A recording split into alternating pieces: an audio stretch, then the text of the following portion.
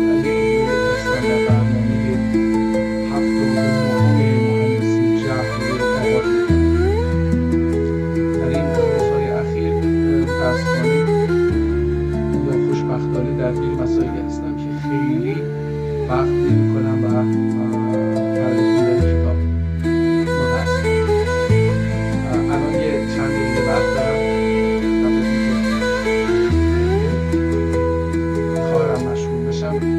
چند دقیقه وقت دارم میخوام که کتاب رو بخونیم، ببینیم که چی میگه این کتاب و بعد بریم به کارمون برسیم. خب ما در روزهای گذشته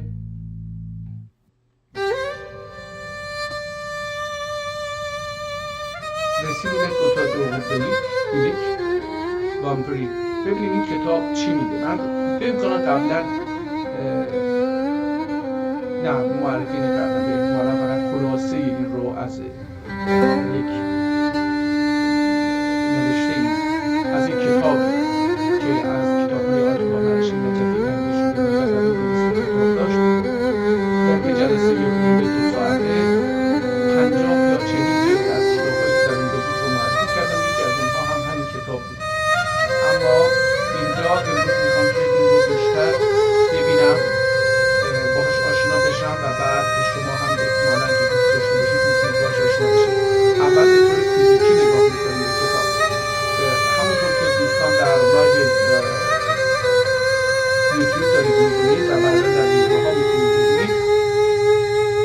الان اینجا من صفحه اول رو گذاشتم و میبینید که در دوره عثمانی روی اون آب که نقاشی میکردن و از آب منتقل میکردن به روی کاغذ، اون رو الان اینجا میبینیم که چقدر هم زیبا طراحی شده. بعد 1 2 3 و 4 3 صفحه سفید و بعد یک صفحه به لاتین نوشته شده که نمیتونم بخونم. احتمال میدم که صفحه ها رو نوشته، اعداد لاتین رو میتونم اینجا تشخیص بدم که اینها چیز هستن. این کتاب بگید در کجا نوشته. البته اینجا من نمیتونم عکس رو نشون بدم، ظاهرا احتمالاً به خط کوفی هم یه چیزی در اینجا نوشته شده که باز هم چون هم خوشنویسی از هم سفیه نمیتونم سر در بیارم. فبروری یونیورسیتی آف تورنتو، این کتاب در دانشگاه تورنتو هستش. آگوست 20 آگوست 1962 این کتاب خریداری شده یا مهر خورده تو کتاب. حالا اینجا اولش یه مقدار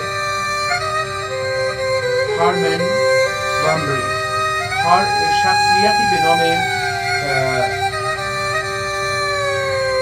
بسلن آگوست، احتمالاً فرانسه باشه نمیدونم این زبان، 1870 این کتاب رو خریده و یک مطلبی براش نوشته، احتمالاً چاپ کرده و هرمن وامبری امضا زده. پس این کتاب در اینجا In Light in Their Tone، احتمالا نمیدونم این به معنی چی میشه، میتونه به معنی روشنگری باشه یا هر چیز دیگری. دوباره یه مقدمه دیگری به لاتین داره، دوباره احتمالا یا فرانسه است یا یک زبان دیگری نمیدونم. 8 10 صفحه 11 صفحه 12 13 14 ببینید کلا اینا که فرانسه است. نه بعد صفحه 15 این مقدمه لاتین رو میخواد در اینجا تموم نمیکنه، ادامه میده. سلام عزیزم، لیزه سیاه حسان دوبارم سیاه در اینجا در صفحه ظاهرا 20 کتاب اومده و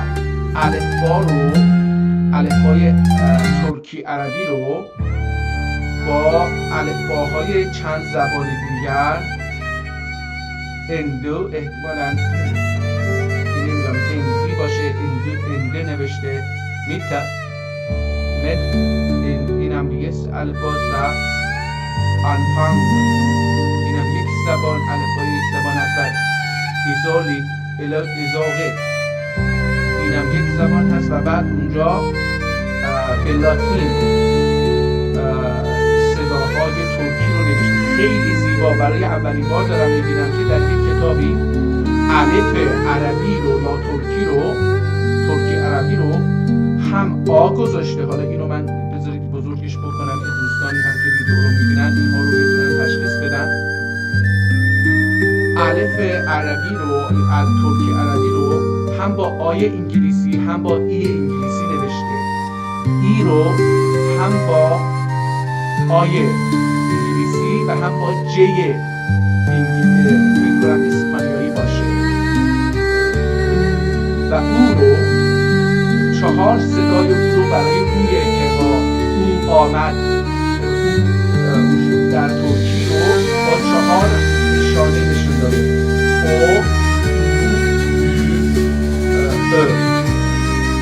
و نون رو همینطور برای حالا این چی هست؟ واو هست و احتمالا این براش بی پی اف بی این که هستش هست. برای اینها هم ب پ اف دی اینها رو هر کدوم رو براش گذاشته. کی رو براش 2 علامت گذاشته. که حرف کاف رو کی انگلیسی و آی ان جی که میذارن جی اون رو گذاشته. برای خ و کاف خ فقط سی اچ رو و برای قاف قمر مصنوعی اون رو که با یه نقطه در زیرش گذاشته. میخواد نشون بده که در چه شکلی این رو خواهد خود. برای ام میم رو گذاشته. ال یه دونه هست. ر آر هستش. دستره ت و ت دستره ت شده دال دی در انگلیسی دی معادل گذاشته و ت رو ت نوشته. پس دستره ت معادل دی هست. حالا این خیلی خوب به من نشون میده. یه دوباره به یه اومده. اول ای بود باشه دوباره همین دو رو برای این یه گذاشته. ای آی انگلیسی آی و جی انگلیسی جی و چه. برای اینها جی رو جی انگلیسی آی انگلیسی که جی داره اون جی انگلیسی روش یه حالت نقطه گذاشته و چه رو مثل او نوشته روش یه خط گذاشته. حالا این دقیقا نمیتونم تشخیص بدم که چجوری نوشته شده. حالا رسیده به صدای س در زبان ترکی در نشانه‌های ترکی عربی. زاد، ساد، دستره ز و س. به اینها گذاشته زاد و ساب و زاد و ت رو ز و سین رو هم س گذاشته. شین رو اس با علامت داری نقطه واری روی اون و واو رو ب و اون رو نه واو رو با دی انگلیسی و یو انگلیسی نشون میده. اینجا ما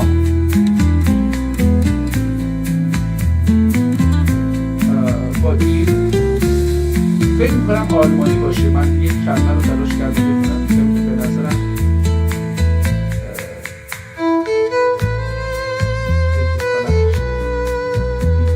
حالا هم این ادامه داره و البته اومده اینها رو داره در جمله توضیح میده دوستان.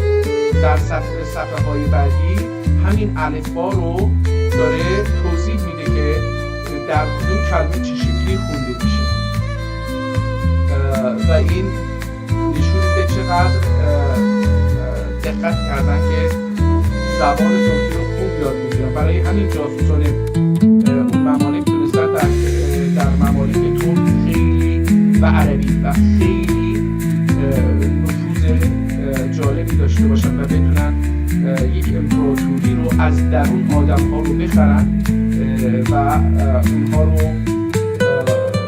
تجزیه بکنن که یک امپراتوری اسلامی، یک خلافت اسلامی رو به راحتی بتونن تخریب بکنن. حالا بعدش اومده همونطور که ازم احتمالا شعر رو و اون هم با الفبای خیلی قدیمی عربی نوشته و در زیر رو ترجمه کرده. Yıl 62 erdi Türk 100 ile احتمالا Türk 100 ile söz dedim ben tutup kan süre حالا این مثلا دوباره این رو به لاتین نوشته. من تلاش کردم لاتین رو هر بار برای اولین بار دارم میبینم، با استانداردهای این کتاب آشنا نیستم. در اینجا ما میدیم که تا صفحه 40 من اومدم توضیحات رو با حروف قدیمی عربی اولیه نوشته به ترکی برنامه ترکی میده و خربم احتمالا باشه نوشته و در جلوش اون خط اولیه عربی رو نوشته و ترکی رو به عربی با اون نوشته و این ادامه داده آموزشش. مثلا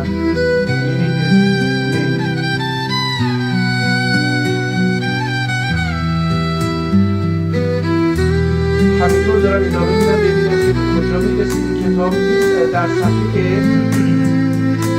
42 این مقدمه فکر کنم برای معرفی الفبا تموم میشه و نمیتونم ببینم برای اینکه اومده از حروف خیلی قدیمی عربی استفاده کرده برای نوشتن یفعل‌الله ما یشاء و یحکم ما یرید. اینو خوندم اما بقیه رو حتی رضوان الله علیه اجمعین و دیگه بقیه رو نمیتونم بخونم. دوباره اومده در زیر اینو ترجمه کرده به لاتین با حروف لاتین احتمالا. سپاسی منت احتمالا سپاسی منت بوش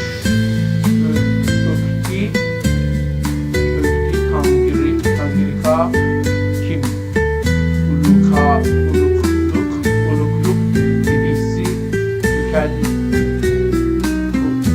Türkya ötesi. حالا اینا دیگه این حروف برای من تازگی داره در چیزی نمیتونم بخونم، ولی اینو ترجمه کرده دوباره به ترکی با لاتین. یعنی اونی که با میکنم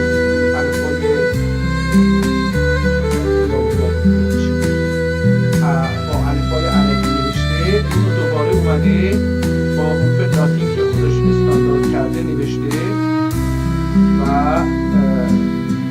یعنی ترکی رو به این شکلی که خودش استاندارد کرده نوشته و اینجا میاد صفحه 48 نه صفحه 47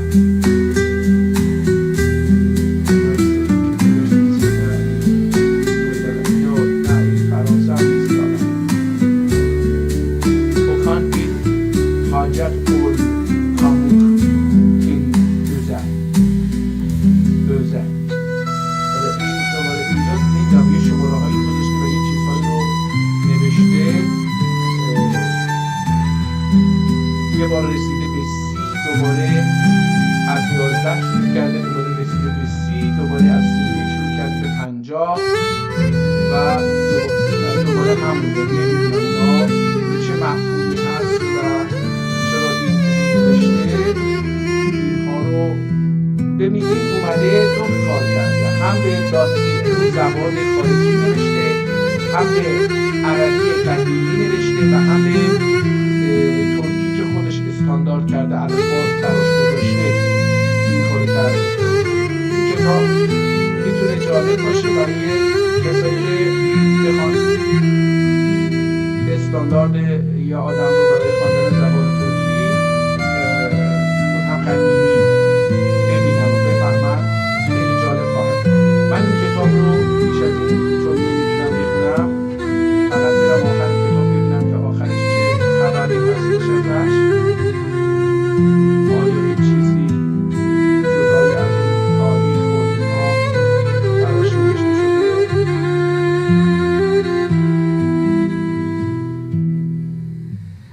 مثلا اینجا اومده در هر صفحه چند تا لغت ها رو اومده اینجا نوشته. مثلا من نمیدونم این حسن هست چی بخونیم، عزیز رو حالا یه جوری نوشته میتونم بخونم، اما بقیه رو نمیتونم بخونم متاسفانه. احتمالا غلط های املایی رو میخواد نشون بده، احتمال میدم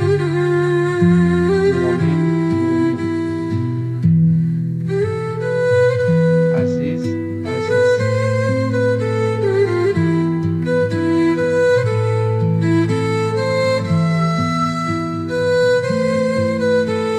احتمال میدونم غلط نوشته شده بوده، اصلاح میکنه و بعد اینجا دستخط اصلی رو گذاشته، یک کپی از دستخط اصلی رو گذاشته. یعنی دوستان حالا که این دستخط اصلی رو میبینم، در اصل این گوتا دو بلیک کتابه که دستش بوده با حروف قدیمی عربی نوشته شده و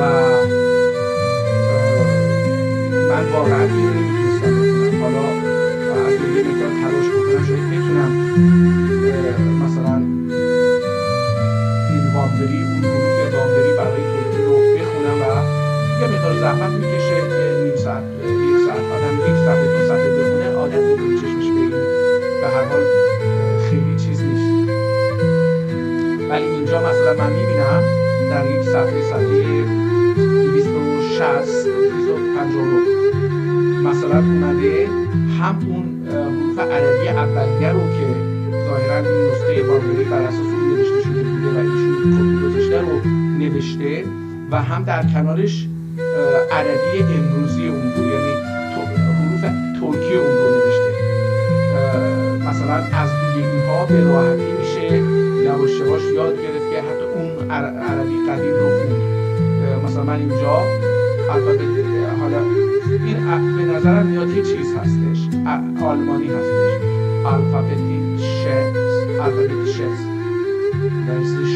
ورژیسنس فرشیسنس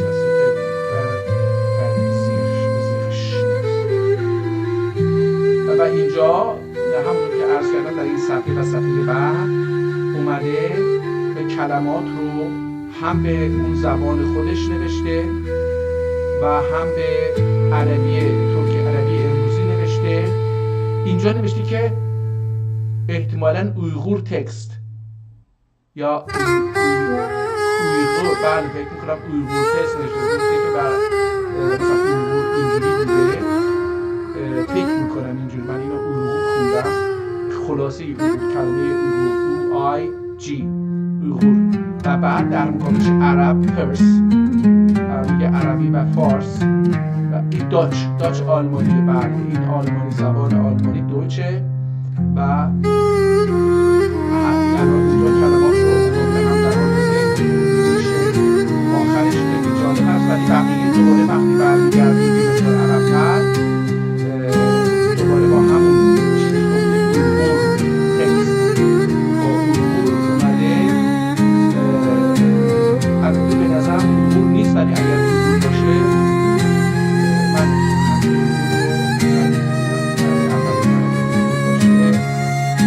خب این کتاب رو ازش بگذاریم. کتاب بسیار جالبی هستش برای حالا ببینیم این کتاب عقاید چی میگه. 970 قمری نوشته شده دوستان، یعنی 30 سال از اون طرف، 446 سال از این طرف، حدود 500 سال قبل این کتاب نوشته شده و 296 صفحه است. علم عقاید محمد البرکوی. این رو ببینیم. من این کتاب رو الان کوچیک کردم که از ظاهری وضعیت فیزیکی کتاب رو ببینیم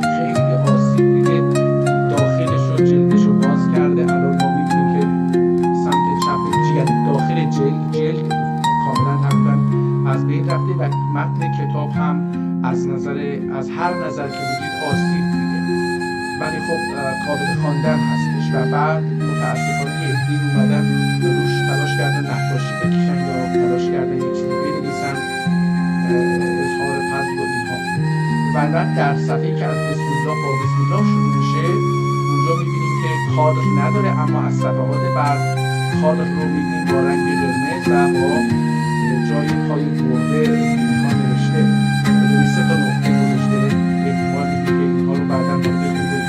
بعد اومده روی کلمات مهم یا جملات مهم عربی که نوشته شده با خط قرمز دوباره اینها رو مشخص کرده. یه چیز دیگری که در متن میبینم اینه که اومده تمامی کلمات رو چه عربی باشه چه به زبان دیگری باشه که من رو عربی دارم ترکی میبینم و صنایع غریبی و سایر مخلوقاتی در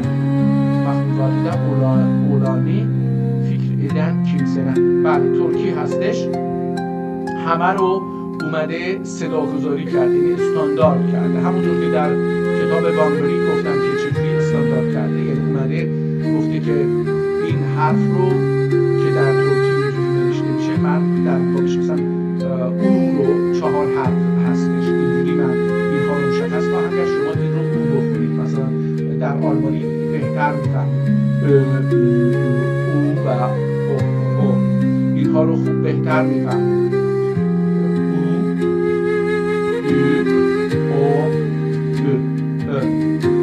این رو بهتر میفهمید.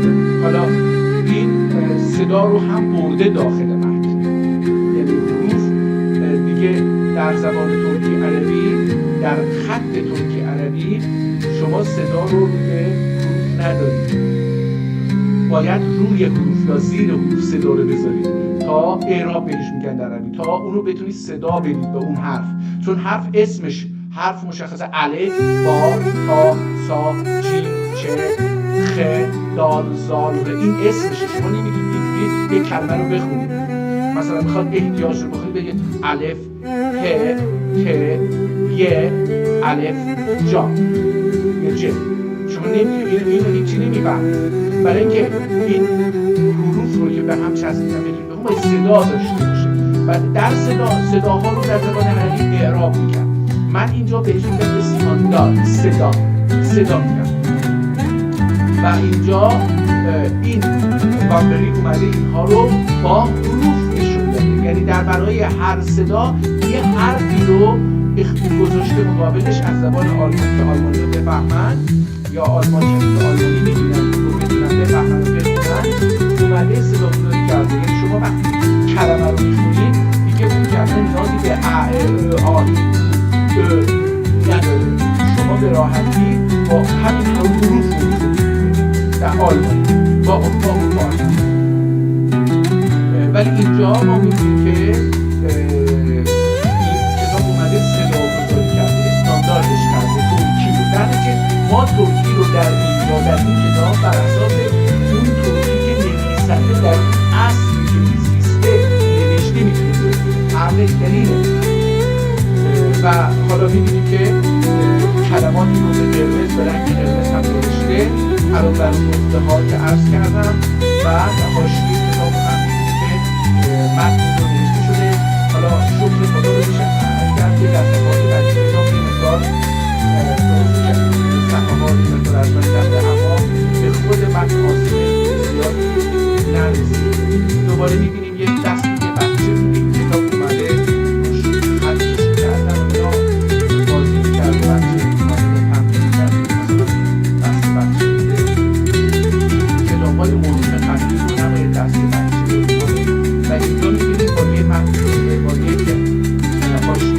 بسیار زیبایی نوشته شده.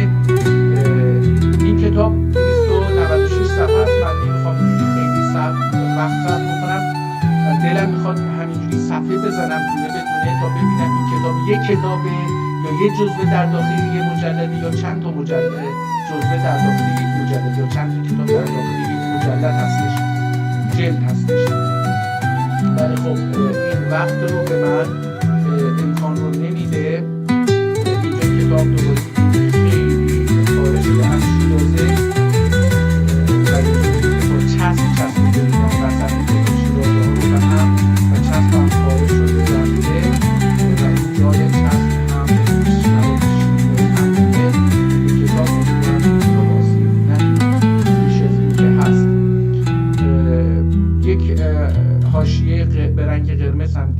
جالب بود برای من. اولین بار بود که این دیدم اینجا وقت رو نشون میده که این کتاب وقت شده. خب من دیگه دارم همینجوری صفحه میزنم. این صفحه ها رو دوستان مثل من میتونید ببینید. میخوام تغییر خاصی در قلم هم ایجاد نشده. یه مقدار تغییر رو میتونم ببینم اما خیلی نیست و میشه گفتش که یک قلم استفاده شده و یه نویسنده که از اول تا آخر میشه. یه مقدار تغییرات میکنم. مثلا اینجا که کلمات بزرگتره، اینجا کلمات کوچکتره و به هم نزدیکتر هستن. فاصله سطرها خیلی خوبه اما فاصله کلمه ها به هم اصلا خوب نیست و احتمالا در خوندنش با مشکلاتی مواجه میشیم. این کتاب 296 صفحه‌ای تقریبا ورق زدیم و تموم شد و آخر کتاب خیلی آسان و برگردیم اول و یکی دو صفحه فقط بتونم بگونم دیگه وقتمون تمام باید بسم الله الرحمن الرحیم. هذا دعا ابو سعید افندی با رحمه الله علی یا رحمه الله علی. بسم الله الرحمن الرحیم. اللهم نظم احوالی و حسن افعالی و خلصنی عن علم الفقر والإنذار و خلصنی عن البلاء والوباء. حالا اینجا این کتاب آسیب دیده، یه مقدار خوندنش سخته ولی والوباء و اون زمان وبا بوده که این بنده خدا در مورد وبا داشته توضیح میداده، یعنی همینگیر بوده. میشه از اینجا تاریخ کتاب رو در آورد که در چه تاریخی وبا همینگیر بوده که این آدم در کتاب مومنی میاد. حالا میگه ابو سعید ابوخیر اگه باشه منظورش ابو سعید نیست، ببخشید ابو سعد هستش. ابو سعد اومده وبا رو در اینجا آورده. والوبائی و عن شرور اعدائی و شیاطین المضلین و النفس الاماره بالسوء. اللهم اجعلنی من الصلحاء العاملین و الاغنیاء الشاکرین و الفقراء الصابرین. حالا ببینید اغنیا باید شاکر باشن، صلحا عابد باشن. خیلی طبقات رو نگاه کنید، کارهای طبقات رو که ببینید. اللهم اجعلنی من الصلحاء العاملین. صلحا باید عابد باشن، آدمای صالح برن عبادت. اغنیا شاکر باشن، الهی شکر که به مال پول داریم. و الفقراء صابرین، فقیرها هم صابر باشن. و یسر لنا الانتظام فی جمیع امورنا الدینیه و الدنیویه و حسن مرادنا من الخیر و امننا من الشر و الاسیان و الذنوب من القبائل و الصغائر و قربنی الیک بالعمل الصالح و الصدق. و حالا یه بقیه رو نخونیم، این آخرش اومده. ببینیم یک چیزی نوشته. متاسفانه گفتم همونجور که ببینید اینجا نویسنده یه چیزی نوشته. این که افسانه این نقاشی خب بریم این قسمت ببینیم چی میگه. بسم الله الرحمن الرحیم. حمد و ثنا نهایت و مدح و شکر غایت. قول خداوند کامل الانسان و شامل الانعام، خلاق جهان و بارئ الانسان، فلان رب العالمین مخصوص دو و صلاح تامه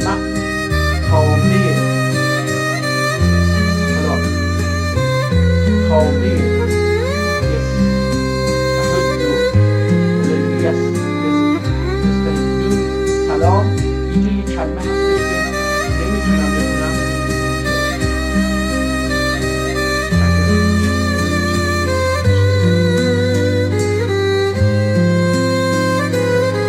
بی حد، بله، و سلام تامه بی حد و سلام.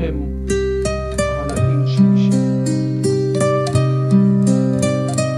سلام سامی بخونیم، مامی بخونیم، سامیه عدل جمیع انبیاء کرام، خصوصا کمالات انس جامع و اساس کفری گامع مفخر عالم سید انام محمد مصطفی و آل اصحاب و اتباع و علماء عاملین علماء عاملین. اینجا مشخص کرده این آدم چیز رو مشخص میکنه، مفاهیمی که به کار میبره رو دقیقا میخواد تعریف بکنه. علماء عاملین یوزرینه اوسون لیل نهار دائم و اشجار اسمار قائم الالدوکچه اسماء و اشجار اسمار قائم. من اینجا فائم میخونم ولی احتمالا میتونه قائم باشه، فائم احتمالا قائم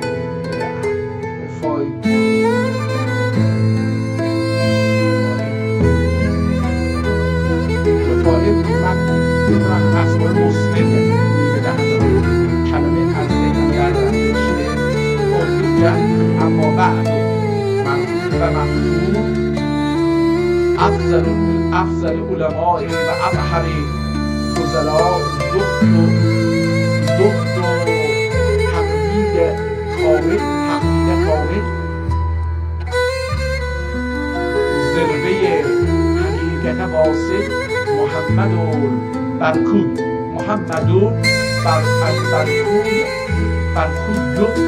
علیه رحمت ملک خلیل مدارس سعادت فلان علم عقاید اهل سنت جماعتی و علم اخلاق علم اخلاق شریعیه حقیقتاً هر مکلفه کسی اهم و الزم فلان مسائلی کتب معتبرتر اخراج و نحن آموزون بیو لسانی دیگه ترجمه پیش کنید. خب فکر کنم دوستانی که ترکی بلد هستن اینو میتونن کاملا ادراک بکنن که چی شد. خب من فکر کنم این کتاب رو قبلا خونده بودیم و حالا ازش یک دستخط جدیدی رو احتمالا داریم می‌بینیم. این آدم اسم نویسنده کتاب، اصل کتاب محمد برکوی بوده.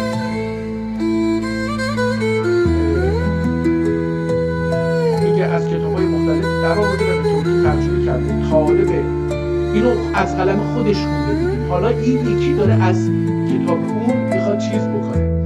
طالب آخرت فلان اخوان دین و مؤمنین و موحدین تحصیل میده آنون در میان ادو و موجی ایله عامل علوله موجی ایله عامل علوله اکمالا موجبی و موجبی ایله. اینجا یه نقطه میبینم برای همین اینو من بدون دنده هم هست، دندانه نداره ولی میتونم موجبی ادو و موجبی ایله عامل علوله ایسا سبب دخول جنان و باعث حصول رضا رحمان الدهنده اشتباه دکتر حقاکی عزیز مثل الدغی محقق در عزیز مثل الدغی محقق در. نتکیم بعضی علما مدخله بلوردوله احتمالا این مدخلیده احتمالا باشه، مدخلیده بلوردوله. چی گفتن اینا؟ باغ فصل چینده گلمیشتر افاظل چوب ولی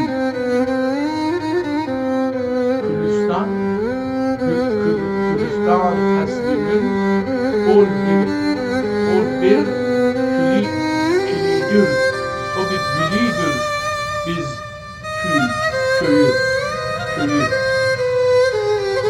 bir vesiyetname tarif eylemiştir ol veli kul nezer imkan ile hal eylenmiş her müşkili din ve İslam beyan etmiş içinde serpesar rehber olmuş سوق در هر عاقلی، هم شریعت هم طریقت هم حقیقت جملتاً مو به مو etmiş müserreh gırd yazmış bir kılı gırd yazmış bir kılı bir köylünün bir kılı bir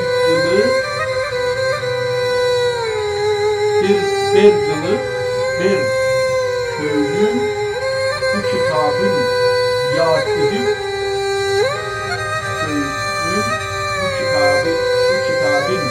yad edip ol bülbülü su sevdiğim zira budur bağı cinanın bir külü hazli daimi anın ruh-i şerifine dua dem beden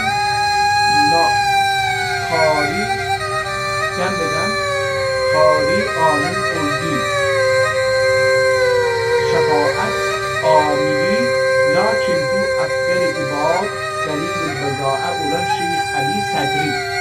این نویسنده‌ای که اینو نوشته از اون آقای اولیه که برکوی بود اسمش، این نویسنده اسمش دلیل البضاعه olan شیخ علی صدری. احتمالا برکوی از این نوشته، من نمیدونم، حالا اینجا دوتا رو خاطی میکنم. شیخ علی صدری الدونوی عفا الدیدن بعد اخوانیین مشکلی olan محلleri حلیلی iltimas etmeleri ile haseballâhi teâlâ yine Türkçe lisanı şerhne şunu oluyor. Rabbul Alemin müstafid olan mümin gerindaşlarımıza intifaini müveffak edin.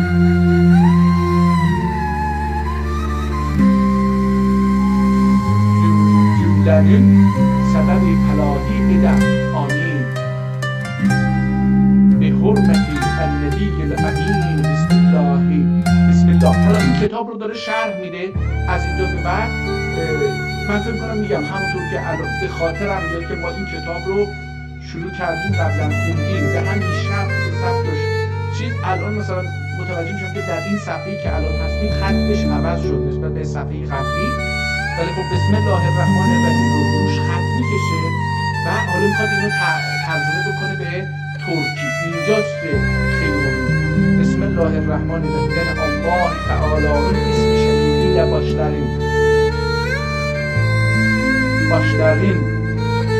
başlarım değil. احتمالاً میم بخونید اینو başlarım، برای که من دارم بسم الله میگم این باید بشه başlarım، اما من این رو نون میبینم نه میم. الرحمن، حالا الرحمن چیه؟ öyle Allah Teala ki ulu nimetleri vericidir. الرحیم چی هست؟ öyle Allah Teala ki gezi kötü nimetleri vericidir. Geçici etmalıdır. Geçici. İnca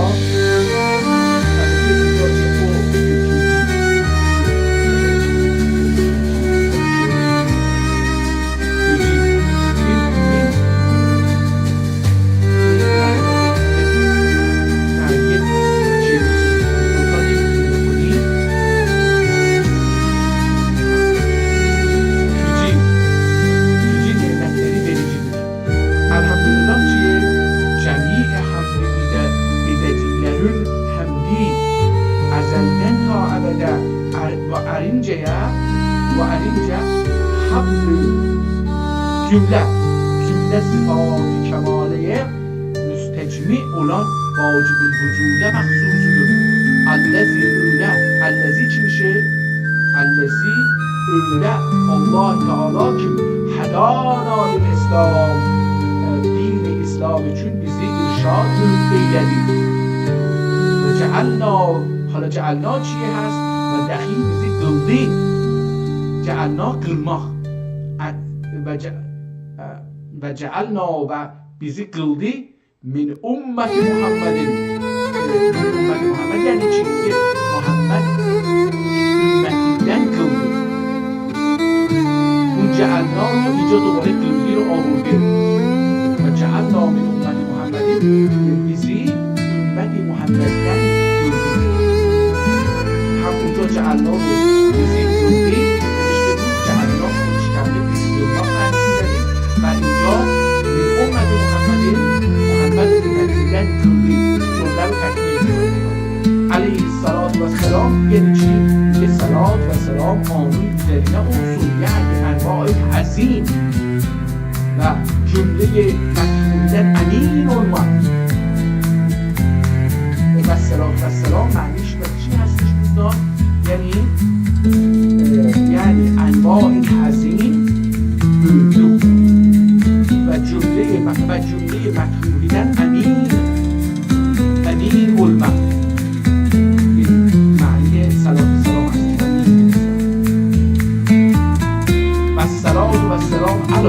حالا این یعنی چی؟ حالا جمیع الانبیاء و المرسلین این یعنی چی؟ و دقیق صلات و سلام جمله انبیا و مرسلینون üzerine olsun. خصوصا منهم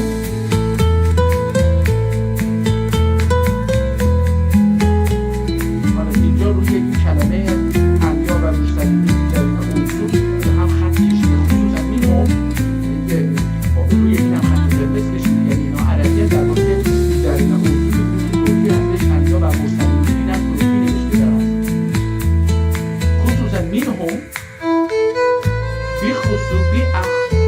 با خصوص آنlerden این بالخصوص باید باشه احتمال میدم که الف رو اینجا خورده بالخصوص به لام خصوص و به هم چسبونده فکر کنم بالخصوص آنlerden علی افضل مخلوقین یعنی این یعنی چی؟ جمعی مخلوقات و مخلوقی üzerine olsun محمد محمد یعنی کی؟ شده محمد kimdir؟ محمد kimdir؟ خودش اینجا نوشته محمد اسمش رو گذاشته گفته این کی هست؟ محمد kimdir؟ سوال اول افضل جمیع خصال حمیده ایله متصف olan حضرت محمدdir تمامی خصال حمیده حمید güzel خب من با اجازه چون داره وقتم کم میشه برم صفحه آخر این کتاب رو هم ببینم که میتونیم از اینجا یک چیزی ازش در دل البته آسیب دیده این کتاب و حب المساکین و ان تغفر لی و ترحمنی و تتوب علی دعای شریف سبحانك اللهم وبحمدك اشهد ان لا اله الا انت وحدك لا شريك لك استغفرك واتوب اليك واشهد ان محمدا عبدك ورسولك دعای شریف سبحان الله وبحمده عدد خلقه و رضا نفسه و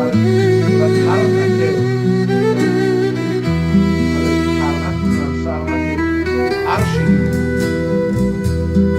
یا هم بر مداد کلماته عدد رب الخالق درکم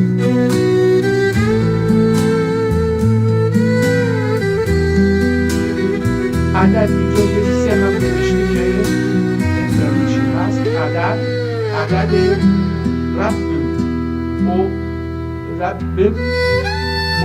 خالق درون کم بی شبیه و بی نظیر بریم اول احمد درون کم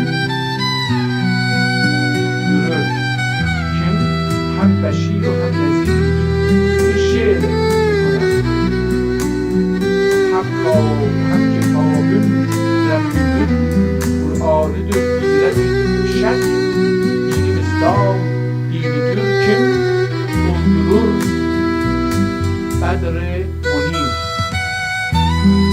milletinden Resul'ün millet ol Beyt-i Haram hem aslı Adem durur kim öldürür Ebu Kebir اعتقادات اهل سنت و جماعت مذهبی هم عملگر مذهبی لعمان ذوالعصر الکبیر کسی ناالهی فیل آسان این جوابی سن بنه şu zamanım kim süreler bizden bulayım süreler bizden bizi süreler bizden bulayım kilo nekir کتاب تموم شد در اینجا و چیزی ندیدم در صفحه آخر این صفحه قبلی رو بخونم اما اصلا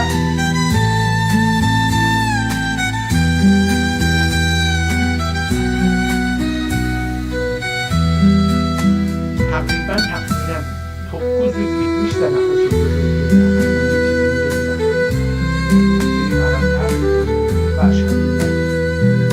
Kur'an iddet-i batile olur ve eşhur ile Kur'an iddet batile olur iddet çeker tutarken tamam ölmeden kan görse eşhur ile Kur'an iddet batil olur tamam olduktan sonra görürse batile olmaz tamma tasdik Allah Teala ve در چه سالی نوشته الله تعالی'nin gayeti ve lütfi ve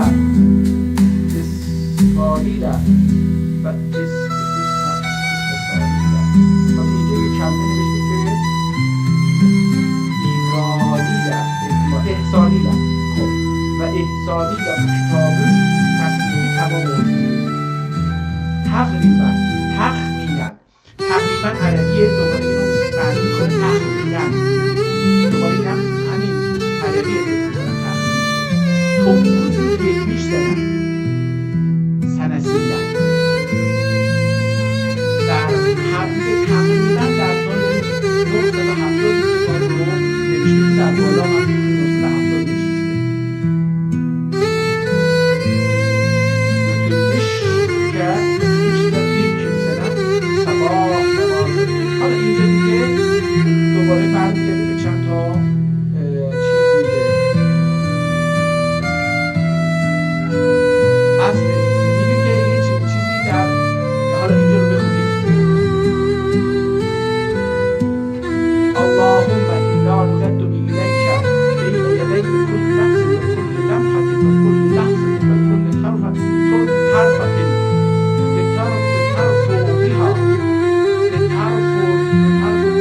أهل السماوات وأهل الأرض وكل شيء هو في عملك كائن وقاتل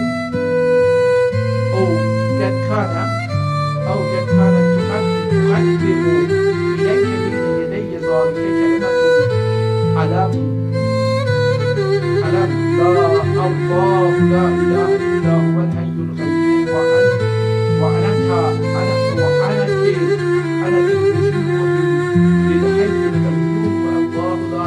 إلا هو الحي القيوم لا تأخذه سنة ولا نوم آیه الکرسیه آخرینده وارد میشه اما اصل نسخه اینجا در نسخه اصلی کتاب اولکی که آیه مذکور نمی‌گیره biz o için dahi zikrettik خودش اومده میگه من اول اون نویسنده اصلی دو آیه رو در کتابش نیاورده من خودم اضافه کردم biz البته این خیلی نشون میده که آدم تلاش میکنه که امانتدار باشه که با اینو من اضافه کردم biz o için dahi zikrettik صاحب کشاف اسم اعظم بود ilk ayetten teşrih değildir. Teşrih yani çi? Teşrih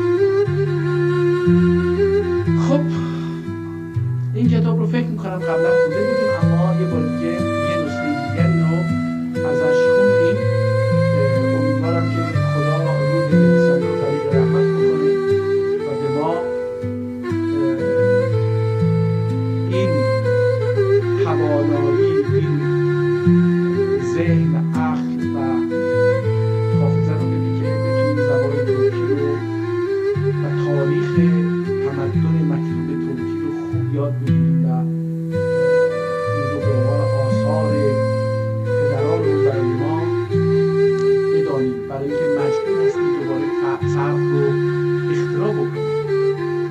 داشتم فکر می‌کردم که فرق انسان با حیوان چی هست. خیلی گفته شده، تعاریف زیادی بود. انسان حیوان ضاحک هستش، میخنده. انسان حیوان سخنگو هست، انسان حیوان متفکر هست. اما من هر چی دارم فکر می‌کنم همه اینها در این حیوانات هم هست. خر هم، الاغ هم، گاو هم، میمون هم، کلاغ هم دارن فکر میکنن، احساس دارن صدا میدن، یعنی دارن حرف میزنن با هم دیگه، دارن و با جهان، نه تنها با هم دیگه، بلکه با جهان دارن کامیونیکیت میکنن، ارتباط برقرار میکنن، میفهمن و میفهمن.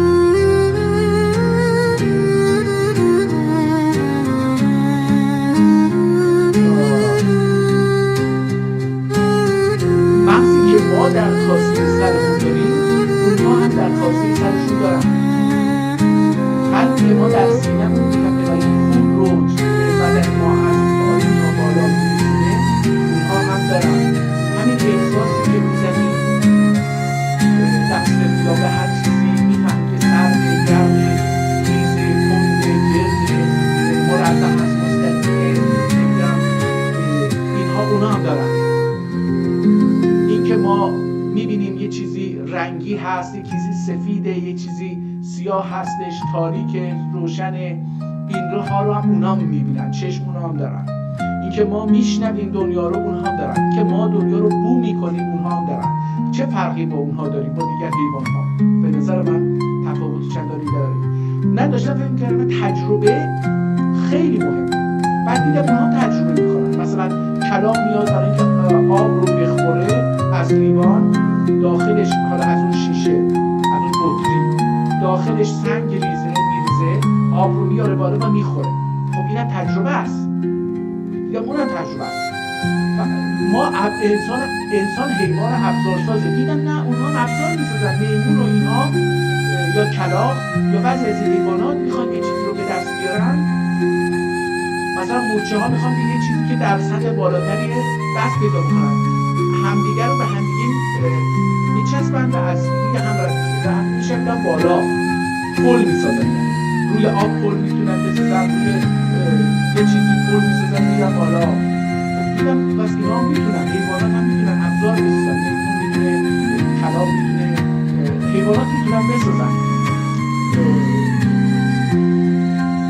دنبال فرصت میگردن. انسان رو حیوان فرصت طلب ببینید، حیوان ها برای ساعت ها ممکنه که کمین بکنن، دیگه نشن و بعد یهو این فکره، هم احساس هم فکره، یعنی داره تعقل میکنه. من برای اینکه یه حیوان رو بگیرم باید ساعت ها اینجا غایب بشم، خودم رو استتار بکنم. و حیوانات استتار رو خیلی خوب بلدن، بتونن خودشون رو تو طبیعت همرنگ بکنن تا دیده نشن.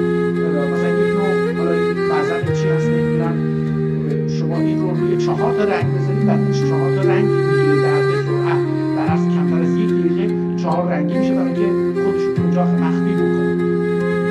خب اینا هم از چیز دارن. من تنها متوجه شدم که دارم اینو دارم بهش میرسم که تنها فرق ما به عنوان حیوان انسان، حالا اسم اون انسان هست، یکی مثلا خر، یکی خواب، یکی میمون هست، یکی پرنده هست، یکی ماهی هست. فرق ما از اونها در این روی کره زمین در چیه؟ در اینه که ما تجربه ها رو اینو داشتم خیلی وقت می‌دارم، برای دیشب همین رو داشتم می‌کردم. فرق ما در اینه که ما تجربه می‌کنیم، اونها هم تجربه می‌کنن.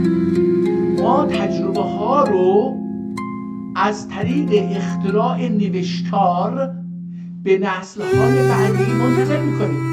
اما کلاغ و میمون و گاو و پلنگ و مار و بقیه نمیتونن این تجربه های انفرادی رو بنویسن و به نسل بعدی منتقل بکنن. در نتیجه نسل بعدی مجبور دوباره تجربه بکنه. حالا یا میتونه تجربه کنه یا نمیتونه، یعنی یا عقلش و زندگیش به اون مرحله میرسه که بیاد اینو تجربه کنه یا نکنه. حالا اگر ما انسان ها، ما ترک ها اگر نریم اون آثار مکتوب پدرانمون که در هزاران سال گذشته جمع‌آوری کردن، اونها رو به ما منتقل کردن، اگه اونها رو آگاه نشیم مجبوریم دوباره تجربه کنیم. مثل اون میمون میشیم که نمیتونه به بچه‌ش یاد بده که خب تو مدرسه بذاره کتاب بنویسه، نسل پنجم نسل بعدش هم میدونه که تو در مقابله با مثلا فلان لیوان که ایجابیات چیکار باید بکنی؟ اگر یهو خشک میشه باید چیکار بکنم؟ اگر یهو میوه نیست باید چیکار بکنم؟ خب اینا رو نمیتونه. در مقابل دشمن باید چیکار بکنه؟ در مقابل دوست یعنی چی؟ دشمن یعنی چی؟ اینها رو نمیتونه تشخیص بده، نمیتونه بنویسه و از دست به دست میتونه.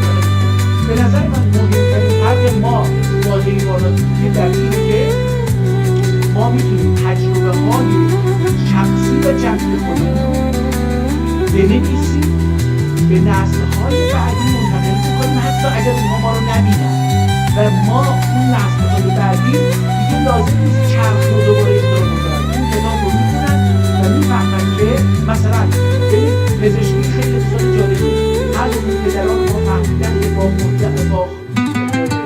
خوردن گزنه این بیماری ها بهبود میکنه.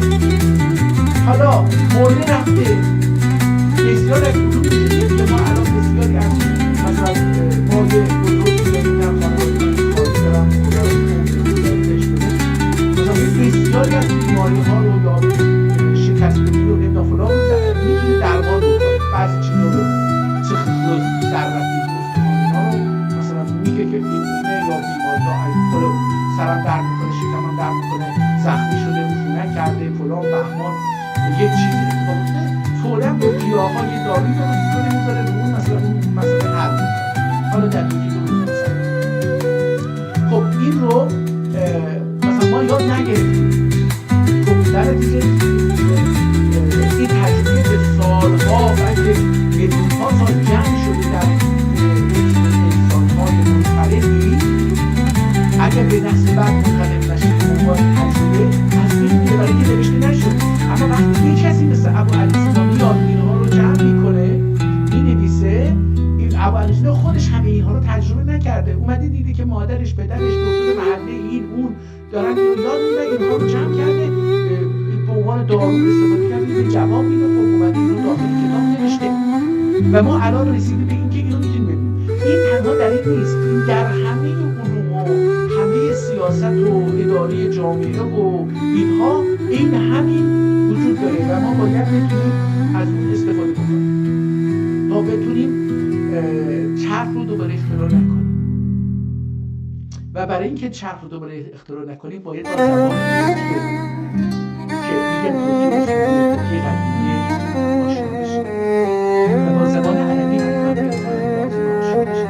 فهم این متونی که بخشی از اونها کلمات عربی هست زمانی ممکن خواهد بود که ما بتونیم زبان عربی رو، اونم زبان عربی مثلا سال پیش رو بفهمیم و بر طریق و از اون طریق بتونیم این مفاهیم که در کتاب ها اومده ما حالا علم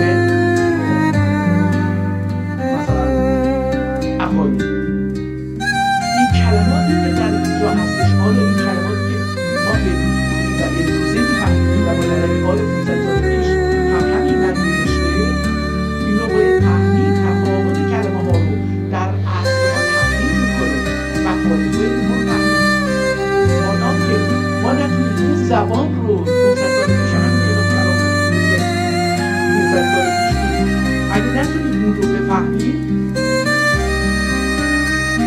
نمیتونیم کتاب رو درست بفهمیم. کتاب رو بر اساس مفهومی که امروز داره میفهمیم و این غلط تصادف کرد.